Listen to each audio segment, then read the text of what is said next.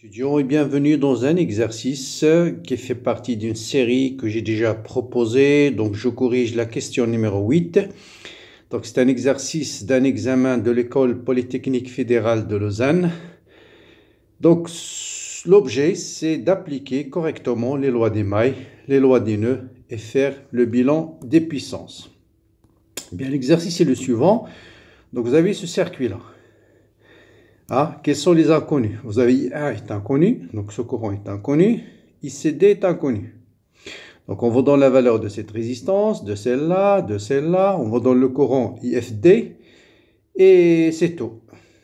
Voilà les données. Et on vous demande de déterminer la valeur du courant qui circule dans la résistance de 6 ohms, ce courant-là. Quelle est la valeur de la tension UAB, tension au bord de UAB?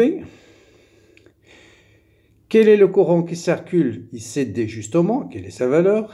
Quelle est la valeur du courant fourni par ce générateur de courant?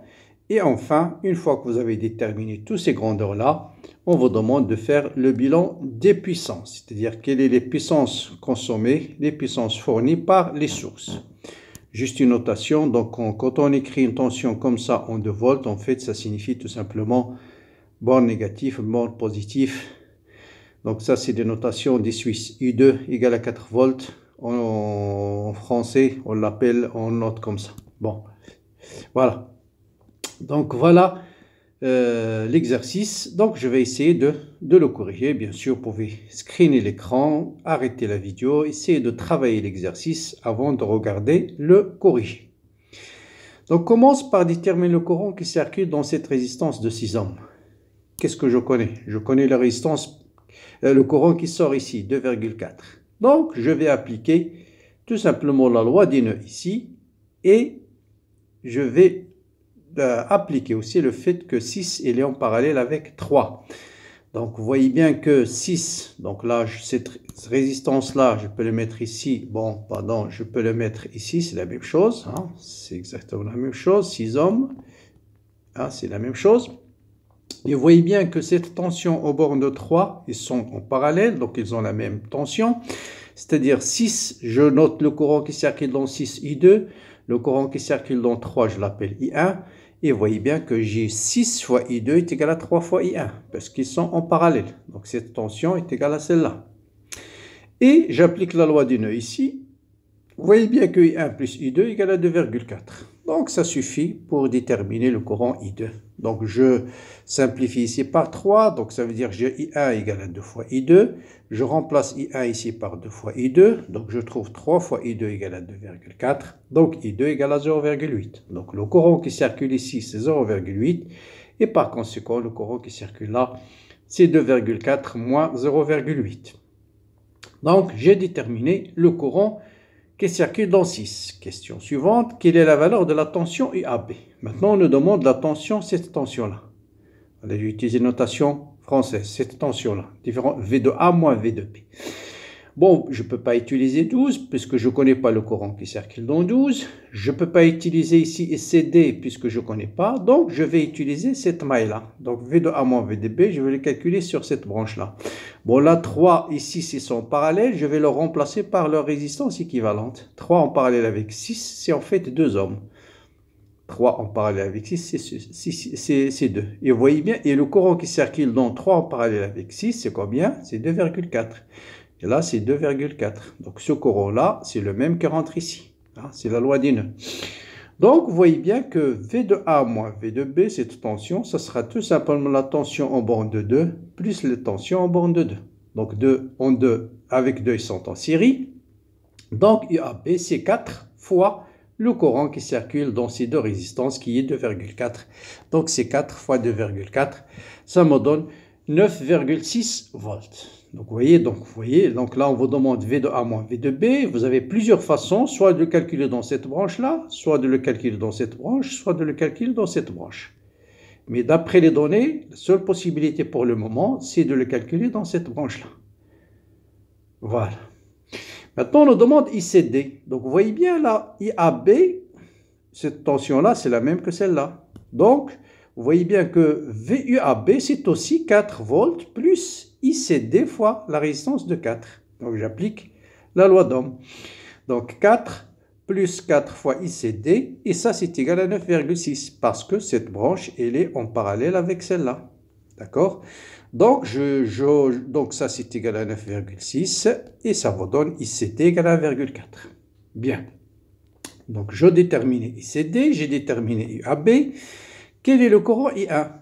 Bon, je connais ICD, je connais ce courant-là, c'est 2,4. Je connais ICD, c'est combien? On vient de dire ICD, c'est 1,4. Qu'est-ce qu'il me reste pour déterminer ce courant I? Il me reste le courant IAB. Or, je connais RAB, c'est 12, et je connais la tension IAB. Donc, je vais déterminer facilement IAB. Donc, IAB, c'est 12 fois IAB. Donc, IAB égale à 0,8. Maintenant, j'applique la loi des nœuds ici. Le courant qui arrive, c'est le courant I. Et puis, vous avez ce courant qui sort, ce courant qui sort et ce courant qui sort. Donc là, c'est le même nœud. Tout ça, c'est le même nœud. Ah, d'accord?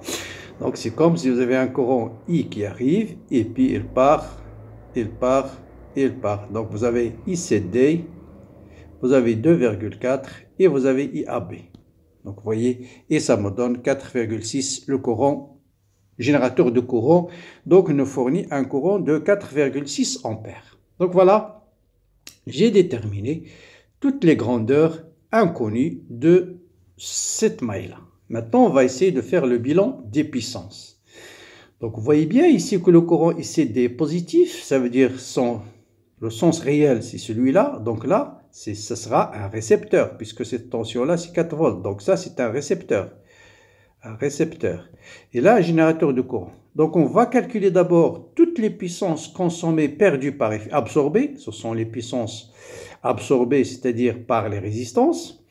Et là, je vais mettre directement 3 ici sont parallèles. Je vais le remplacer par leur résistance équivalente qui est 2 ohms. D'accord? Et cette résistance équivalente, elle est parcourue par 2,4. Donc j'ai combien? J'ai 12, 4 et 2 en série avec 2. C'est-à-dire 4. Donc je vais 12, 4 et 4. Et je vais mettre les résistances qui traversent, le courant qui traverse chaque résistance. 12 ohms, il est traversé par 0,2. 4, il est parcouru par ICD. Et puis 2 en série avec 2, c'est-à-dire 4, il est parcouru avec 2,4. Et puis je calcule la puissance dissipée par effet Joule. C'est quoi? C'est RI carré. Ça vous donne ces valeurs-là.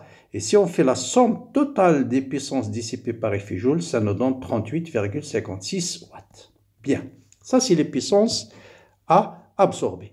Quelles sont les puissances fournies par le générateur? Il y a le générateur de courant. Donc le générateur de courant, la puissance fournie par ce générateur, c'est la tension au bord du générateur fois le courant fourni par le générateur. Donc le courant fourni c'est 4,6, la tension IAB c'est 9,6 et ça me donne 44,16. Celui-là, on a dit c'est un récepteur. Donc la tension absorbée par récepteur, ça sera 4 fois le courant ICD, c'est-à-dire 1,4, ça me donne 5,6. Et si on fait 44,5 moins 5,6, ça nous donne 38,56. Et c'est exactement la puissance absorbée par les résistances. Vous voyez, la physique, c'est magique. Donc, la puissance fournie par ce générateur, d'une part, il va être absorbé par les résistances. Le reste, il va être absorbé par ce récepteur-là. Et donc, on retrouve la puissance fournie égale à la puissance absorbée. Donc, voilà pour cet exercice que je trouve intéressant, très pédagogique, d'application des lois des nœuds, les lois des mailles et des bilans des puissances. Donc, si vous restez juste à liker la vidéo, la partager avec vos amis, abonnez-vous à la chaîne si vous n'êtes pas encore abonné. Bon courage, bonne continuation et à bientôt pour d'autres sujets.